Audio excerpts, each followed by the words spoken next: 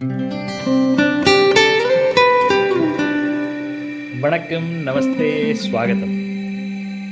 In this integral family system, we have seen family, we have seen freedom. Now we are going to see about the queens, the two queens. What about that? It is about the mother-in-law and daughter-in-law. Let's see the basic concept, and then we are going to discuss about mother-in-law's perspective or mother's perspective, and then we are going to see wife's perspective or your perspective, considering you are the wife, and then we are going to see the four options which are available to solve the situation in the present or maybe in the future, and then comes the action plan. So let us go one by one. First, the basics. Our world, our specs, toy game, queen race. Let us go one by one. So what is our world, our specs? The world which we see is not the world which is there. Every one of us see the world from our own perspective. That is where all the confusion begins. We want to see someone in a good way or in a bad way. We see jealousy, we see ego, we see anger, we see things outside which are there in us. I'm not saying that you can't see what is there out, but I'm saying that there is a good amount of your influence involved in anything you judge. The toy game is very interesting. There was a toy for which two people were fighting, and the first person was the one who was owning the toy, and the second person is the one who purchased the toy from the first person, or the first person voluntarily gave the doll to the second person. Now both are fighting for the same doll. So this is called a toy game. I know who's the toy. I'm sure you also by now know who's the toy, right? The husbands are the toy in the middle. So the first person is mother or mother-in-law, and the second person who got the toy from the first person is wife or daughter-in-law. Understand? Wife for you, right? Okay. So understand this toy game. If you keep this toy game in your mind, you can solve most of your conflicts with your in-laws, particularly considering you as a wife. Because many a times we miss the metaphor, and metaphor helps us to understand things very clearly. And I'm sure this metaphor is going to be a boon for you if you have any issues or if you want to understand your mother-in-law properly.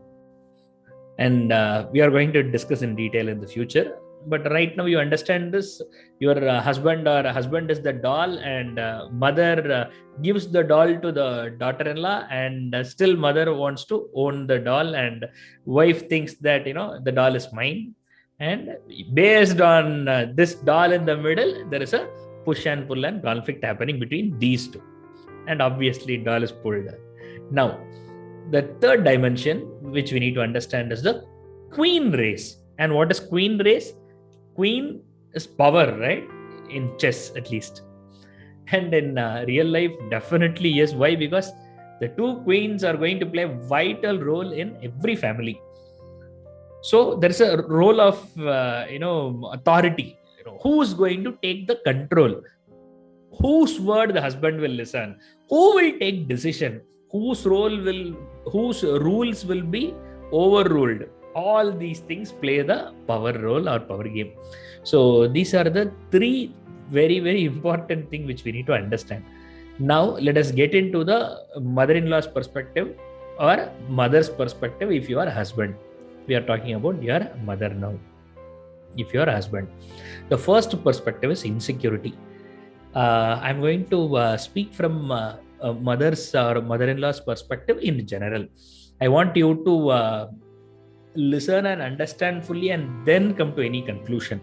All the 5 points may or may not apply to your mother-in-law or mother.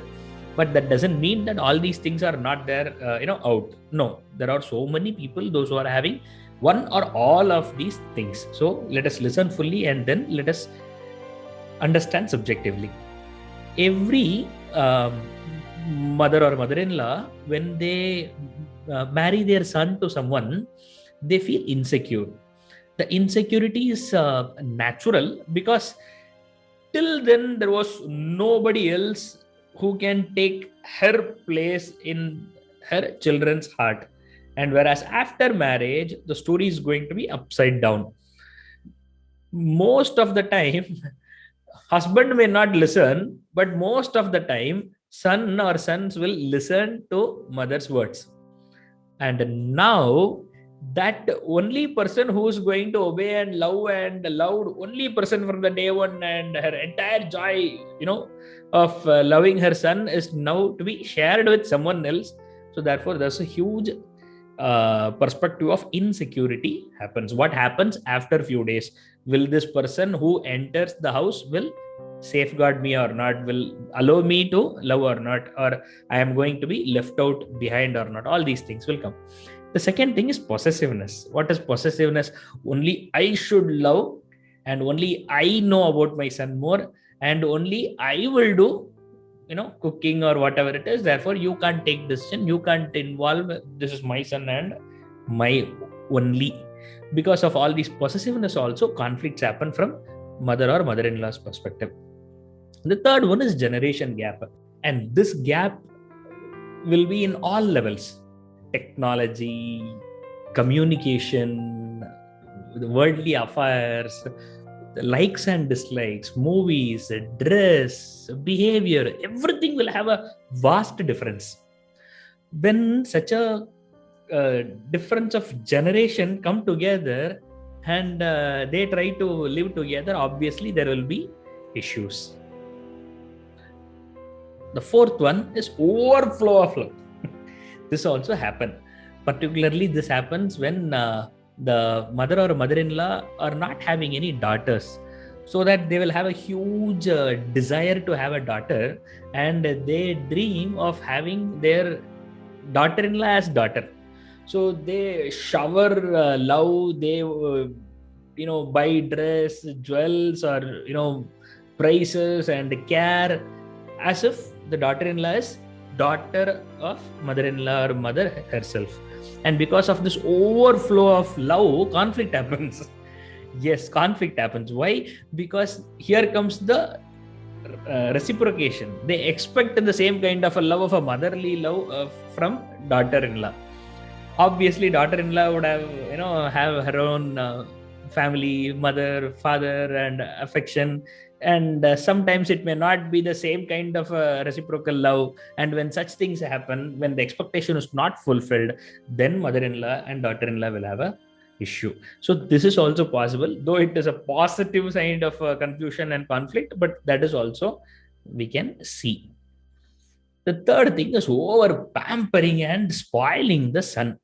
So the mother and the son is having a separate bond. We all know mother and son, and a father and daughter. So the mothers will over pamper son, and doesn't allow the son to take care of himself, or make him a matured person.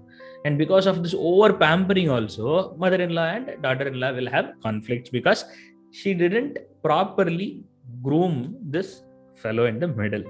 So these are the 5 possible ways where the conflict from mother-in-law side can emerge.